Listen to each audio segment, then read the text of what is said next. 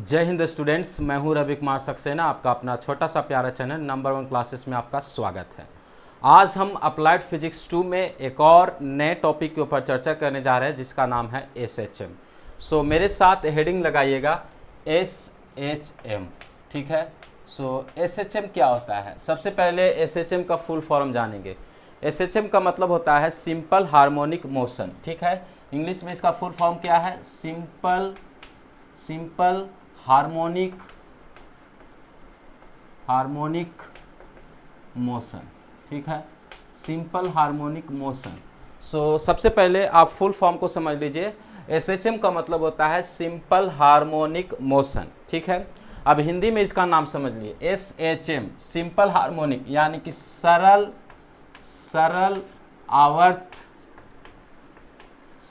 आवर्त गति, ठीक है। सो हिंदी और इंग्लिश दोनों में आप जो है नाम को समझ लीजिएगा। SHM का मतलब होता है सिंपल हार्मोनिक मोशन, सरल आवर्त गति। देखिए, SHM को समझने से पहले सबसे पहले कुछ टर्म्स है उसको आपको समझना जरूरी है, ठीक है। डायरेक्ट हम SHM आपको बता देंगे तो आपको कुछ नहीं समझ में आएगा, इसलिए कुछ जो है बेसिक चीज़ है उसको आपको समझना जो है बहुत ज़रूरी है। इसलिए हम कुछ बेसिक चीज़ को हम समझने की कोशिश करेंगे। सबसे पहले आपको समझना है कि पेंडुलम क्या होता है, ठीक है। पेंडुलम, ठीक है। पेंडुलम जिसको हिंदी में बोलते हैं लोलक, ठीक है। याद रखिएगा, लोलक, ठीक है। लोलक, ऐसे लोलक जैसे सुनने में लग रहा है कि बकलोल, ठीक है। बकलोलक यानी कि हिंदी में क्या है? लोलक। अब लोलक क्या होता है? लोलक का मतलब पेंडुलम, ठीक है। इंग्लिश मीडियम वाला पेंडुलम पढ़ के आया होगा, हिंदी मीडियम वाला लोलक जानता होगा। सो लोलक क्या है? तो लोलक कुछ नहीं होता है, जैसे कि देख लीजिए, मान लीजिए एक जो है कोई पॉइंट है, ठीक है। अब इस पॉइंट से जो है कोई रस्सी को बांधा गया है, इसमें जो है कुछ वस्तु को जो है लटकाया गया है। सो इसको हम बोलते हैं लोलक, ठीक है। ये क्या हो गया? आपका लोलक हो गया, ठीक है। सो पेंडुलम जो है इस तरह का होता है। मान लीजिए जो है पेंडुलम कहने का मतलब, मान लीजिए आप जो है एक रस्सी लिए, ठीक है। अब रस्सी में जो है लास्ट कॉर्नर पर जो है आप किसी जो है पत्थर को बांध दिए और उसको नचा रहे हैं, तो क्या हो गया? पेंडुलम हो गया। जैसे कि मान लीजिए आप झूलवा झूलते हैं तो क्या हो गया? लोलक हो गया, यानी कि पेंडुलम हो गया, ठीक है। अब देखिए, लोलक में अर्थात पेंडुलम में आपको समझने की जरूरत है, जो इस पॉइंट से, जिस पॉइंट से जो है रस्सी को बांधा गया है यानी कि धागा को बांधा गया है, उस पॉइंट को क्या बोलते हैं? तो इस पॉइंट को जो है इंग्लिश में बोलते हैं सस्पेंशन पॉइंट, ठीक है। याद रहेगा, सस्पेंशन पॉइंट, ठीक है। सस्पेंशन पॉइंट, ठीक है। इसको हिंदी में बोलते हैं निलंबन बिंदु। सो निलंबन बिंदु। सबसे पहले आपको जो है सिंपल हार्मोनिक मोशन को समझने से पहले कुछ बेसिक टर्म को आपको समझना होगा। सबसे पहले हम आपको बता रहे हैं कि लोलक क्या होता है अर्थात पेंडुलम क्या होता है। सो लोलक का जो है डायग्राम हमने बताया। लोलक का डायग्राम में जो है जिस पॉइंट से धागा या जो है रस्सी को बांधा जाता है उस पॉइंट को हम लोग बोलते हैं सस्पेंशन पॉइंट, हिंदी में बोलते हैं निलंबन बिंदु। सो निलंबन बिंदु क्या होता है? जिस पॉइंट से किसी धागा को बांधा जाता है उस पॉइंट को, उस बिंदु को हम लोग बोलते हैं निलंबन बिंदु। अब देखिए, अब आपको यहाँ पर इफेक्टिव लेंथ आपको मालूम होना चाहिए, ठीक है। इफेक्टिव लेंथ क्या होता है? इफेक्टिव लेंथ, ठीक है। Effective length. So effective length को हम लोग हिंदी में बोलते हैं प्रभावी लंबाई, ठीक है। प्रभावी लंबाई। अब प्रभावी लंबाई क्या होता है? तो बहुत सारे स्टूडेंट्स बोलेंगे सर जितना जो है रस्सी का जो है लंबाई है, जितना रोप का लंबाई होगा उसको हम लोग क्या बोलेंगे? प्रभावी लंबाई बोलेंगे। अगर ऐसा आपके मन में सवाल उठता है, ऐसा आपके मन में आंसर आता है तो ये गलत है, ठीक है। देखिए, इफेक्टिव लेंथ क्या होता है? सबसे पहले जितना दूर में रस्सी है, यानी कि इस पॉइंट से इस पॉइंट तक का जो रस्सी है यानी कि जो धागा है उसकी लंबाई के साथ साथ आपको जो है जो वस्तु है उसका सेंटर ऑफ मास भी कंसीडर किया जाता है, यानी कि सेंटर ऑफ मास से इस पॉइंट की जो दूरी होगा उसको हम बोलेंगे इफेक्टिव लेंथ, यानी कि centre of mass. Centre of mass क्या होता है? हम आपको इंजीनियरिंग मैकेनिक्स में हम आपको अच्छी तरह से समझाएंगे। फिलहाल जो है सेंटर ऑफ मास क्या है, जैसे कि मान लीजिए कोई सर्कल है तो सर्कल का सेंटर ऑफ मास क्या होगा? सेंटर होगा। तो यहाँ पर जो है सेंटर ऑफ मास ये हो गया। तो सेंटर ऑफ मास से जो इस बिंदु तक जो लंबाई होगा उसको हम बोलेंगे प्रभावी लंबाई, यानी कि इफेक्टिव लेंथ जो है इसका ये हो गया। इसको हम लोग इंग्लिश का टर्म जो है एल से हम इसको डिनोट करते हैं। यानी कि सबसे पहले हमने आपको बताया कि लोलक क्या होता है? तो लोलक जो है इस तरह का होता है, यानी कि किसी भी चीज को अगर किसी चीज से बांध दिया जाता है, मान लीजिए जैसे देखिए, मान लीजिए मेरे पास ये पेन है, अब पेन को जो है हम इस तरह से कर रहे हैं तो ये क्या हो गया, पेंडुलम हो गया, लोलक हो गया। यहाँ पर जो है हम किससे बांध रहे हैं, यानी कि हम इसको दोनों उंगली से पकड़े हुए हैं, तो ये क्या हो गया, लोलक हो गया। तो उसी तरह से लोलक जो है इस पॉइंट पर जो है बांधा हुआ है, इस पॉइंट पर जो है ये पॉइंट पर है, और इस पॉइंट से जो है एक जो है किसी वस्तु को बांधा गया है, और इसको जो है हम इस तरह से फ्रीली घुमा सकते हैं। तो ये हो गया आपका लोलक यानी कि पेंडुलम। पेंडुलम जो है इंग्लिश मीडियम वाला जो पढ़ के आए होंगे, 9th 10th किए होंगे, वो जो है अवश्य जो है इसका प्रैक्टिकल भी किए होंगे, ठीक है। पेंडुलम में जो है हमने आपको बताया प्रभावी लंबाई क्या होता है। प्रभावी लंबाई यानी कि इस बिंदु से, यानी कि सस्पेंशन पॉइंट से सेंटर ऑफ मास का जो लंबाई होता है उसको हम बोलते हैं प्रभावी लंबाई। इतना आपको समझ में आ गया। चलिए इसको लिख लीजिए, उसके बाद हम इसको इरेज करते हैं। चलिए इसको हम इरेज करते हैं।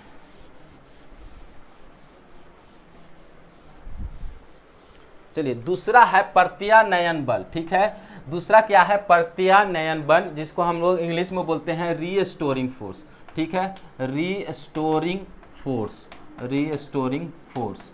अब रीस्टोरिंग फोर्स क्या होता है, रीस्टोरिंग फोर्स जिसको हम हिंदी में बोलते हैं प्रत्यानयन बल, ठीक है, प्रत्यानयन बल। अब ये प्रत्यानयन बल क्या होता है, देखिए रीस्टोरिंग फोर्स क्या होता है, जैसे कि हम एक एग्जांपल देंगे, उसके बाद जो हम आपको समझाने की कोशिश करेंगे। मान लीजिए एक स्प्रिंग है, ठीक है, ये जो है स्प्रिंग है, इस स्प्रिंग को जो है हम क्या करते हैं, खींच देते हैं। तो खींच देते हैं तो कुछ समय के बाद क्या होता है, फिर से जो है ओरिजिनल शेप में आ जाता है।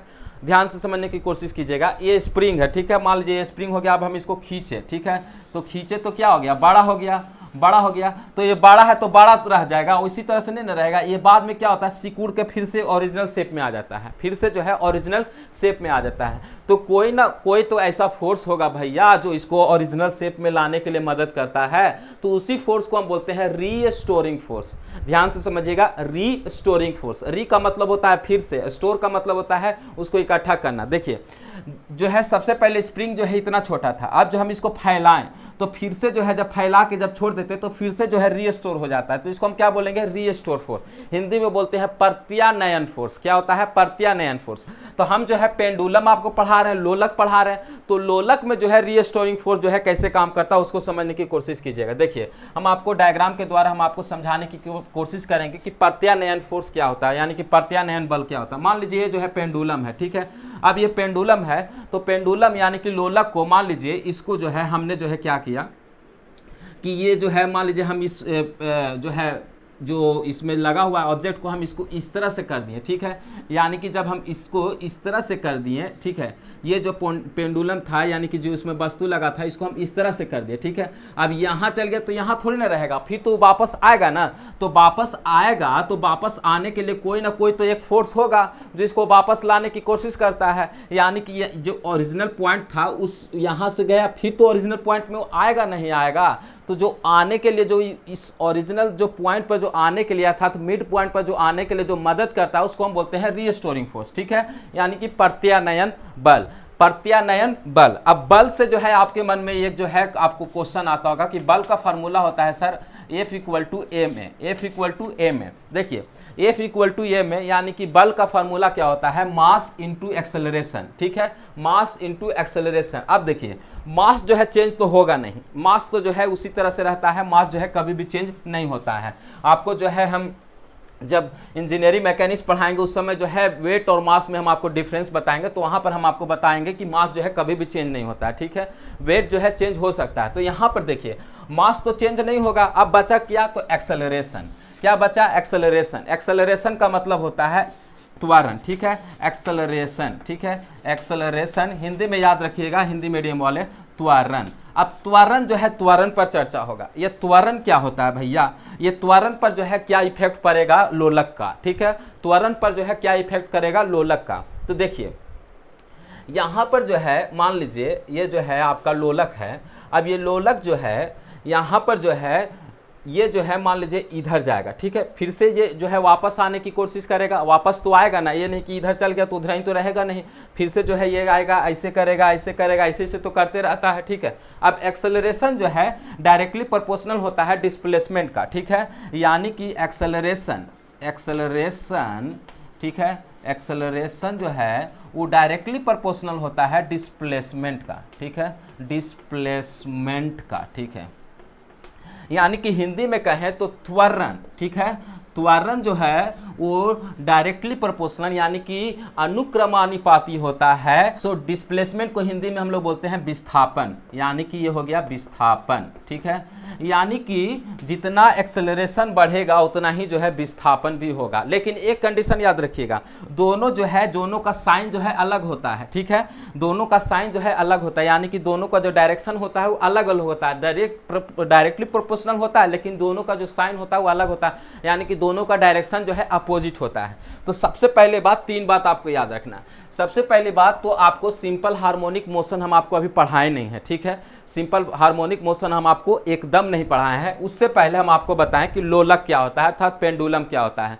पेंडुलम में जो है आपका सस्पेंशन पॉइंट क्या होता है, ठीक है, निलंबन बिंदु क्या होता है, इफेक्टिव लेंथ अर्थात प्रभावी लंबाई क्या होता है। उसके बाद हमने बताया कि रिस्टोरिंग फोर्स क्या होता है अर्थात प्रत्यानयन बल क्या होता है। उसके बाद हमने आपको बताने की कोशिश किया कि यहाँ पर जो है त्वरण जो है वो अनुक्रमानुपाती होता है विस्थापन का, अर्थात एक्सेलरेशन जो है डायरेक्टली प्रोपोर्शनल होता है डिस्प्लेसमेंट का। याद रखिएगा, acceleration is directly proportional to displacement, और एक्सेलरेशन और डिस्प्लेसमेंट जो है दोनों जो है अपोजिट साइन में होते हैं। इतना आपको समझ में आ गया। चलिए इसको आप लिख लीजिए, उसके बाद हम इसको इरेज करते हैं। चलिए चौथा नंबर जो है डिस्कस करते हैं एम्पलीट्यूड, ठीक है। सो एम्पलीट्यूड जिसको हिंदी में बोलते हैं आयाम, ठीक है। अब ये आयाम क्या होता है, एम्पलीट्यूड क्या होता है, तो देखिए सबसे पहले आपका जो है ये जो है आपका लोलक हो गया, ठीक है, ये जो है आपका लोलक हो गया अर्थात पेंडुलम है। अब जो है पेंडुलम जो है, पेंडुलम में जो है मान लीजिए इस पेंडुलम को जो है हम इस तरह से करेंगे तो कितना दूर तक जो है, ज़्यादा दूर तक जितना जाएगा उसको हम बोलते हैं एम्पलीट्यूड।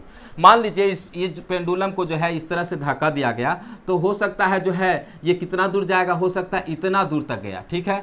तो यहाँ से यहाँ तक का जो आपका जो लंबाई हो गया उसको हम क्या बोलेंगे, आयाम बोलेंगे। इसको हम क्या बोलेंगे, एम्पलीट्यूड बोलेंगे। एम्पलीट्यूड को हम ए से डिनोट करते हैं, ठीक है।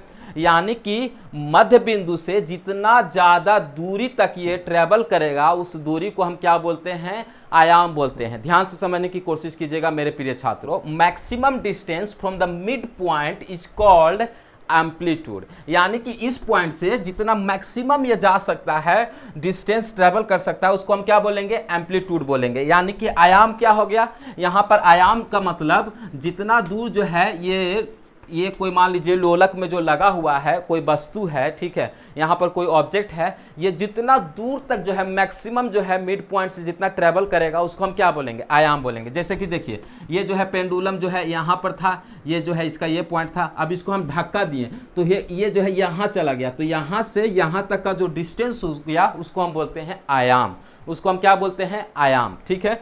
तो सबसे पहले हमने आपको बताया लोलक क्या होता है, दूसरा हमने आपको बताया रिस्टोरिंग फोर्स क्या होता है अर्थात प्रत्यानयन बल क्या होता है। उसके बाद जो है हमने बताया कि यहाँ पर जो है त्वरण जो है किस तरह से जो है विस्थापन का डायरेक्टली प्रोपोर्शनल होता है, अर्थात एक्सेलरेशन जो है डायरेक्टली प्रोपोर्शनल होता है डिस्प्लेसमेंट का। चौथा चीज हमने बताया कि एम्पलीट्यूड अर्थात आयाम क्या होता है, ठीक है। अब पांचवा चीज को ध्यान से समझने की कोशिश कीजिएगा, उसके बाद जो है हम आपको बताएंगे कि सिंपल हार्मोनिक मोशन क्या होता है। पांचवा जो है आप डालिएगा दोलक, ठीक है, दोलक। दोलक या आप इसको कंपन बोल सकते हैं, ठीक है, दोलक या कंपन, या इंग्लिश में हम इसको बोलते हैं ऑसिलेशन, ठीक है। याद रखिएगा इंग्लिश में क्या होता है, ऑसिलेशन।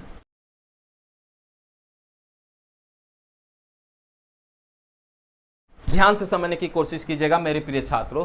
दोलक क्या होता है अर्थात कंपन क्या होता है, जिसको इंग्लिश में बोलते हैं ऑसिलेशन, ठीक है, ऑसिलेशन। क्यों हम इंग्लिश और हिंदी दोनों में पढ़ा रहे हैं, क्योंकि बहुत सारे बच्चे जो है इंग्लिश मीडियम से होंगे, हो सकता है बहुत सारे बच्चे जो है हिंदी मीडियम से होंगे, तो दोनों को जो है समझ में आना चाहिए। सिंपल हार्मोनिक मोशन अर्थात सरल आवर्त गति, ये जो है इंपॉर्टेंट टॉपिक है, इसलिए हम जो है दोनों को हिंदी इंग्लिश दोनों में बोल रहे हैं, ठीक है। सो दोलक क्या होता है, दोलक को समझेंगे, ठीक है। दोलक अर्थात कंपन क्या होता है, देखिए पेंडुलम में क्या होता है कि आप ध्यान से समझने की कोशिश कीजिएगा, ठीक है। सारा जो है लोलक पर जो है खेल जो है टिका हुआ है। मान लीजिए ये जो है लोलक है, ठीक है। अब ये लोलक जो है मान लीजिए ये जो है यहाँ से जो है जब इसको धक्का दिया जाता है तो ये लोलक क्या करता है कि सबसे पहले जो है ये जो है इधर जाएगा, ठीक है, सॉरी, डायग्राम को ध्यान से समझने की कोशिश कीजिएगा। ये जो है इधर जाएगा, फिर इधर आएगा और फिर जो है इधर आएगा, ठीक है। यानी कि एक दोलक में, ठीक है, एक ऑसिलेशन में जो है यहाँ पर जो है 4 बार जो है आयाम बनता है, ठीक है, 4 आयाम बनता है। जैसे कि देखिए ये जो है यहाँ से है, ये यहाँ गया, फिर से वापिस आएगा और फिर इधर जाएगा और फिर जो है इधर आएगा। अब इस डायग्राम से आपको समझ में नहीं आएगा कि सर 2 बार हो रहा है, ठीक है। इसलिए अब इस डायग्राम को समझाने के लिए हम आपको एक और डायग्राम बता रहे हैं, ठीक है। यानी कि देखिए मान लीजिए ये डोलक हो गया, ये जो है लोलक हो गया, ठीक है। अब ये लोलक में जो है यहाँ पर डोलक क्या होता है, ठीक है, लोलक में डोलक क्या होता है, अर्थात पेंडुलम में ऑसिलेशन क्या होता है। देखिए सबसे पहले जो है ये यहाँ गया, ठीक है, अब यहाँ गया, फिर जो है ये वापस आएगा, ठीक है, अब फिर यहाँ जाएगा और ये जो है इधर आएगा। तो यहाँ पर जो है इसको आप इस तरह से समझ लीजिए, ये जो है इधर गया, अब फिर से जो है इधर आया। यानी कि एक ऑसिलेशन पूरा करने के लिए यहाँ पर 4 आयाम बनते हैं। ध्यान से समझने की कोशिश कीजिएगा। ये जो है इधर जाएगा, फिर जो है इधर आएगा, फिर इधर से जो है इस पॉइंट पर जाएगा और इस पॉइंट से फिर से जो है इस पॉइंट पर आएगा। तो ये जो है एक डोलक जो है कंप्लीट कर लिया। यानी कि यहाँ पर जो है एक कंपन हो गया, ठीक है। इसको हम क्या बोलेंगे, एक कंपन। यानी कि 4 जो एम्पलीट्यूड बनेगा, यहाँ पर कितना एम्पलीट्यूड बन रहा है, 1 2 3 4, ठीक है। यानी कि एक डोलक में, ध्यान से समझने की कोशिश कीजिएगा, एक ऑसिलेशन में कितना एम्पलीट्यूड, तो 4, यानी कि 4 × A। यानी कि एक डोलक में 4 आयाम होते हैं। एक ऑसिलेशन में कितना एम्पलीट्यूड होगा, 4 एम्पलीट्यूड होगा। ध्यान से समझने की कोशिश कीजिएगा मेरे प्रिय छात्रों। यानी कि देखिए मान लीजिए पेंडुलम है, ठीक है, ये लोलक है। अब जो है ये इधर गया, फिर वापस आया, फिर इधर गया, फिर इधर आया। यानी कि इसको हम क्या बोलेंगे, एक डोलक। ध्यान से समझिएगा, ये जो है अभी इंपॉर्टेंट टॉपिक है, ठीक है। ये देखिए मान लीजिए जो है पेंडुलम हो गया, यानी कि लोलक हो गया। अब ये इधर जाएगा, फिर इधर आएगा, फिर इधर जाएगा, फिर इधर आएगा। तो इसको हम क्या बोलेंगे, एक डोलक। नहीं समझ में आ रहा, नहीं समझ में आ रहा, नहीं समझ सर, कुछ एग्जाम्पल को दीजिए। एग्जाम्पल को हम देना चाहते हैं, ठीक है। देखिए एग्जाम्पल को समझने के लिए हम आपको एक थोड़ा सा जो है अपने लाइफ से जो है हम आपको रिलेट करते हैं। मेरा जो है एक दोस्त था, ठीक है, मेरा दोस्त था जिसका नाम था राकेश पासवान। वो जो है डिपार्टमेंट था उसका इलेक्ट्रिकल एंड इलेक्ट्रॉनिक्स इंजीनियर, ठीक है। वो जो है ट्रिपल ई का था। तो ट्रिपल ई का था तो क्या करता था कि लाइन मारने के लिए सीएससी के लड़की के जो है जाता था, ठीक है। अब वो था डिपार्टमेंट का ट्रिपल ई, ठीक है। अब उसका जो है मतलब क्लासरूम यहाँ पर था। अब उसका जो मान लीजिए जिस पर लाइन मारने के लिए जाता था वो लड़की जो है यहाँ पर था, यानी कि वो सीएससी में पढ़ती थी।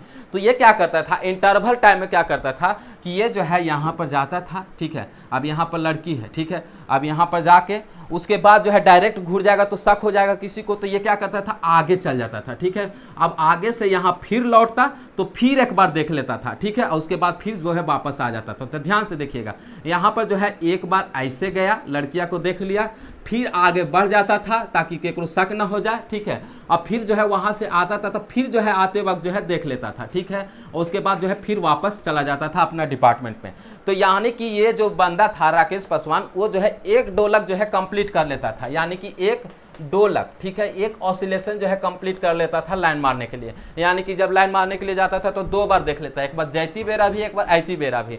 उसी तरह से पेंडुलम में होता है, उसी तरह से लोलक में होता है, ठीक है। अब जो एक जब कंपन पूरा करेगा तो एक बार जो है यहाँ जाएगा, फिर वापस आएगा, फिर यहाँ जाएगा, फिर यहाँ आएगा। यानी कि एक लोलक में कितना आयाम होगा, आयाम कहने का मतलब एम्पलीट्यूड, तो 4 एम्पलीट्यूड होगा। कितना होगा, 4 एम्पलीट्यूड होगा। समझ में आ रहा है कि नहीं समझ में आ रहा है, समझ में आ रहा है ना। इसको जो है ध्यान से समझिएगा। ये डायग्राम जो है सही नहीं है, लेकिन जो है हम आपको समझाने के लिए जो हम आपको बता रहे हैं। डायग्राम जो है सीधा सीधे जो है यही होगा कि जो है एक लोलक है और उसको एक डोलक कंप्लीट करने में जो है इस तरह से जाएगा, फिर जो है वापस आएगा।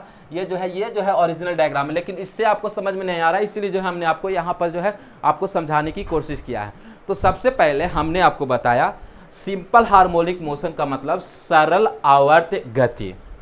सिंपल हार्मोनिक मोशन का मतलब सरल आवर्त गति।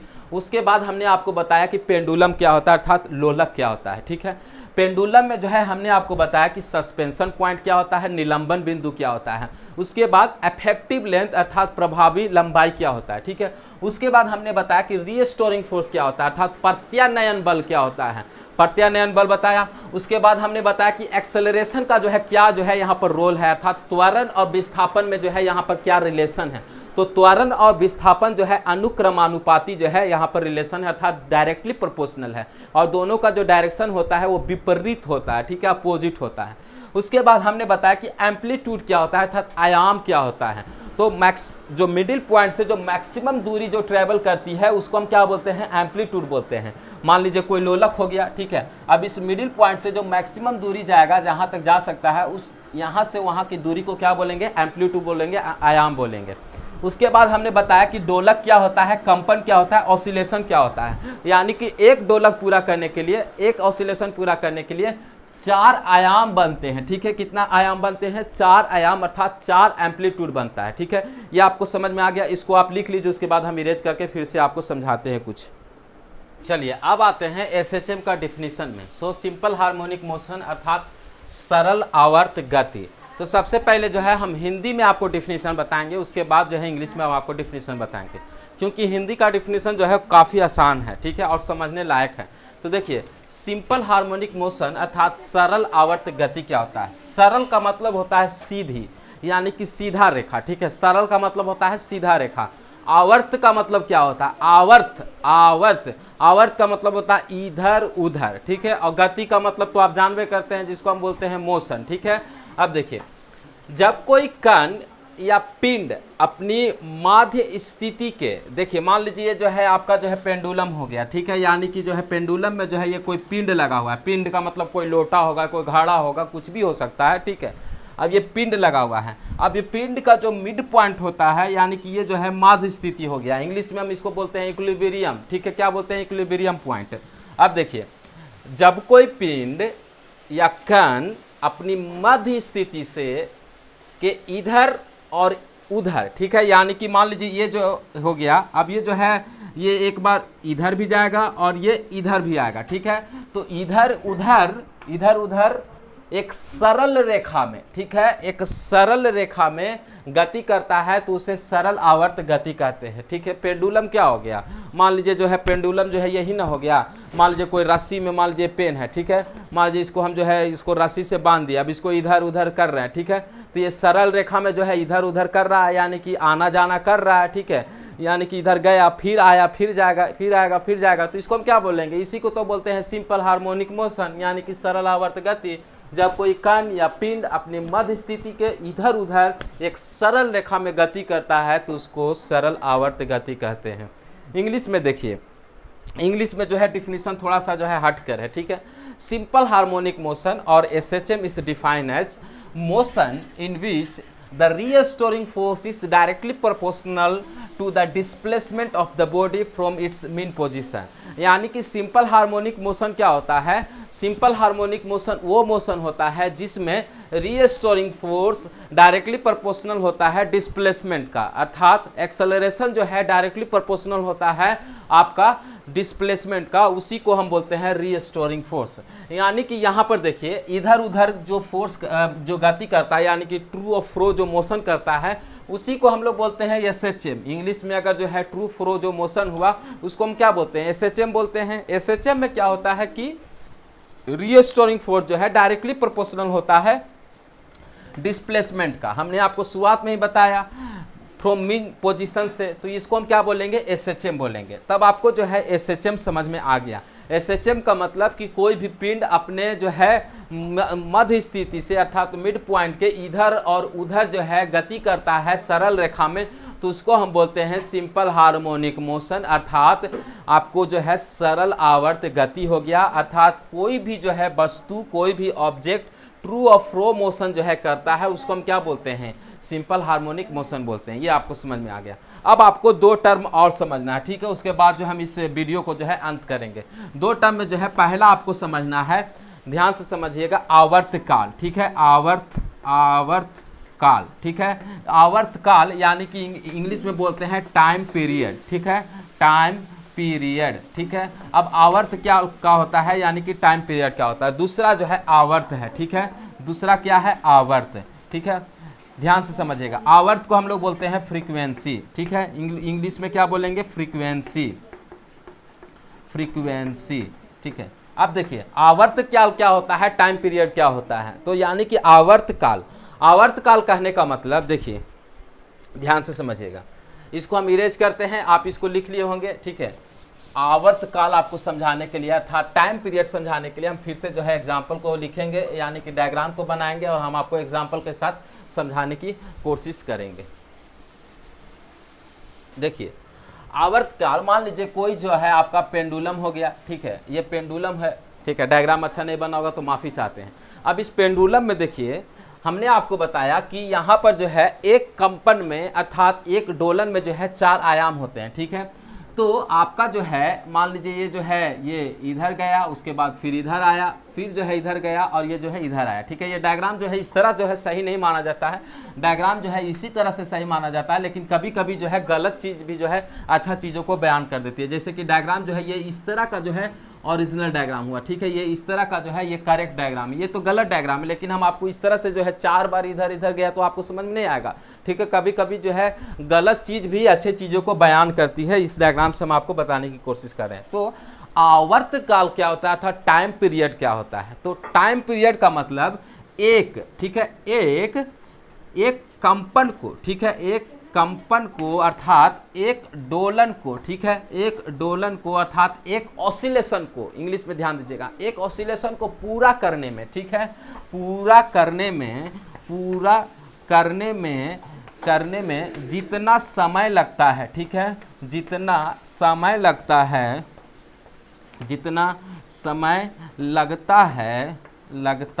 है उसे हम क्या कहते हैं, टाइम पीरियड कहते हैं, ठीक है।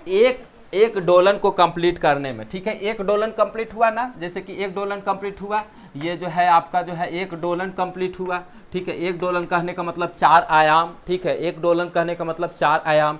यहाँ पर एक ऑसिलेशन कंप्लीट हुआ, यानी कि एक ऑसिलेशन को कंप्लीट करने में जितना टाइम लगेगा उसको हम क्या बोलते हैं, उसको हम बोलेंगे आवर्त काल अर्थात टाइम पीरियड। जैसे कि मान लीजिए ये जो है आपका जो है पेंडुलम हो गया, ठीक है। अब ये पेंडुलम इधर गया, फिर इधर आया, फिर इधर गया, फिर इधर आया, तो एक डोलन कंप्लीट हो गया, यानी कि यहाँ पर एक कंपन कंप्लीट हो गया। अब इसको करने में कितना समय लगा उसी को हम क्या बोलेंगे, तो इसको हम बोलेंगे टाइम पीरियड, यानी कि आवर्त काल। क्या ठीक है, समझ में आ रहा है ना, समझ में आ रहा कि नहीं। यानी कि देखिए ध्यान से समझिएगा, मान लीजिए आप जो है वॉच को ले लीजिए, ठीक है, वॉच को ले लीजिए, आप जो है यहाँ पर जो है वॉच को लेकर आप जो है काउंट करने की कोशिश कीजिएगा।